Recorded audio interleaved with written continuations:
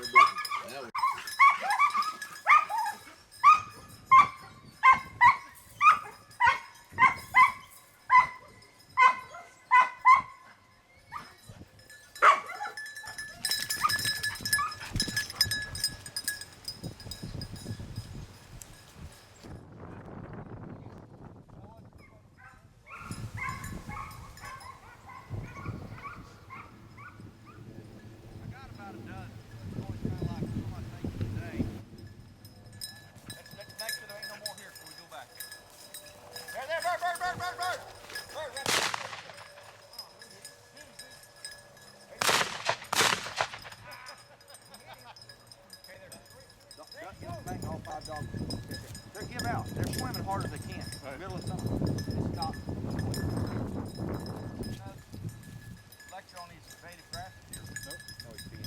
Nope. So this one grows pretty good, but if you dug up this whole clump and divided out each individual stem, each one of them that wasn't pulled off, it's got a little bit of root on the bottom. Mm-hmm. And you can replant every one of them, like I was telling you, and you can put the plants exactly where you want them. Now these, they grew on their own, but over on the other side of the field, I've been doing a lot of that. So I'm placing the plants, and like I said, it's a 99% chance, instead of throwing a seed down there, hoping it germinates and it comes up there, it's kind of like planting a tree. It's going to be there as long as the cattle don't eat it up. And since I don't have any cattle, I don't worry about that. So these tall prairie grasses that, they don't cover the ground like a mat, but they're upright. So like I said, if a hawk comes by and that quail needs a duck behind him, he can. If he's just in short stuff like this, he ain't nothing to get under, ain't nothing to get behind. So he's real vulnerable. So a quail's always going to be near cover. So you can come out where the seed production is at, pick up the seeds, dump right back under cover. Because that hawk in the daytime is the main thing. What do you think, Zeke? Something die there? Get ready.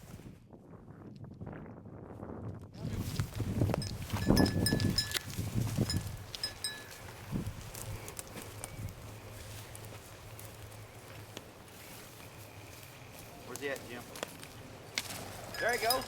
Two of them. Really? Because I know where he's at. And then we'll cut out across there and see if we can get that other one.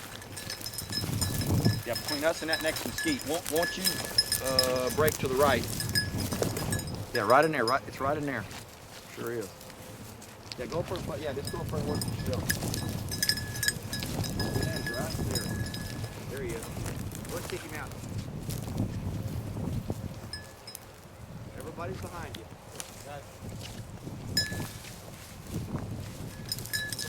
There he is. Ah, good shot. Hope you got that on camera. That'll be a great picture. Here, Jim. Good job, Jim. Good job, Jim. Good job. He's coming back to that bush to check it out. Right now, we'll go out there and see if we can find that other one.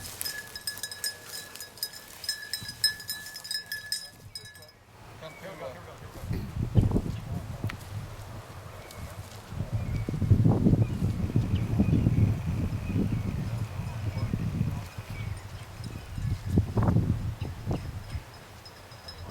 Joe, we're going to go ahead and walk on this side of the fence. If y'all want to come back and just follow that fence on back up.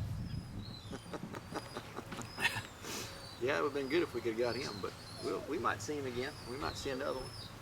What I'm going to do then is I'm going to go run and get everything set up to hunt some more birds, and I'll come back and pick y'all up. And we're going to move. We're going to drive down to another spot. So I'll load the dogs, take them with me, and we'll go get set up on another area.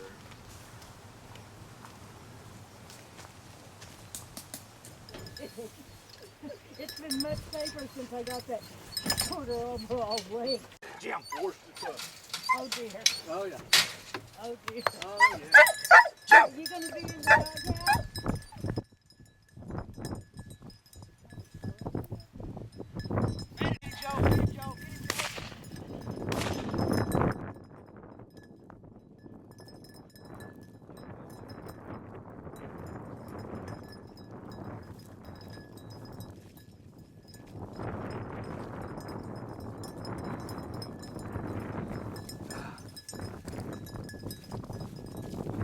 Matt got both of those, hadn't he? I scared that. In the sun, every one of these feathers has got shine on it, iridescence. All of these, all the blues and the greens on the head, purples. These have all got some purples in them. All these blues and greens and oranges. And you want a color, you just pick it. It's in there. It's in there. And these have got really nice tails too. That's on a rooster. As much of a tail as you can get. Hopefully are. The longer and the sharper those spurs will be. Because they fight with them just like a rooster. They're pretty serious. That's a pretty serious weapon. See, this one's got longer spurs, it looks like, than that one does. See, he's just got a little stubby spur. This one here's got a little bit longer spur. All right, I'll put you one in your bag and I'll put one in mine. What do you think, Matt? I like this. 2 in a row, and I haven't even got my gun up. Yeah, I was waiting on the second one.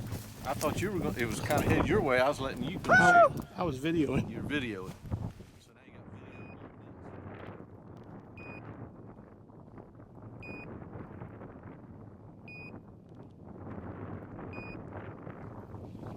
What is it? Switchgrass. Okay. It's a real common plains grass that grows from Texas all the way up into Canada in the Great Plains. And what I do is I'll cut all the top of it off to get it out of the way, and I'll dig up the whole clump, and then I'll divide out each individual stem. In that plant, there's probably 100, 150, 200 stems. And everywhere I plant that stem, just take a shovel, make an opening, put the stem, stomp the hole shut. If the ground's moist, and in 2 or 3 years, you'll have a clump of grass like this. So if I want 5 or 6 of them in a clump, I'll put them there. It's like planting a tree. It's going to be there, but if cattle had the opportunity, they'd eat this stuff up. But this was a common native grass here, 100 years ago when the pioneers came. You know, so that's switchgrass. It looks a lot like Johnson grass. A lot of people mistake it. It's got a real tinier seed even than Johnson grass, but that seed would have a hard time coming up through this. But this was planted out here. We kind of did here's some few other clumps. See those big ones crossing?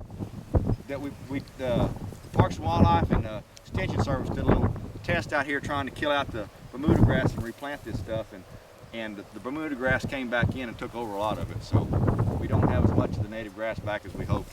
But the hogs got in here and rooted it up, and we had 4 or 5 years of drought too, so a few things worked against it, but once it gets started, it's pretty tough. And then there was some other blue stems and some Indian grass planted here too, and if I can spot any of those, I'll show them to you, but I don't see any right off the top of my head, so switchgrass.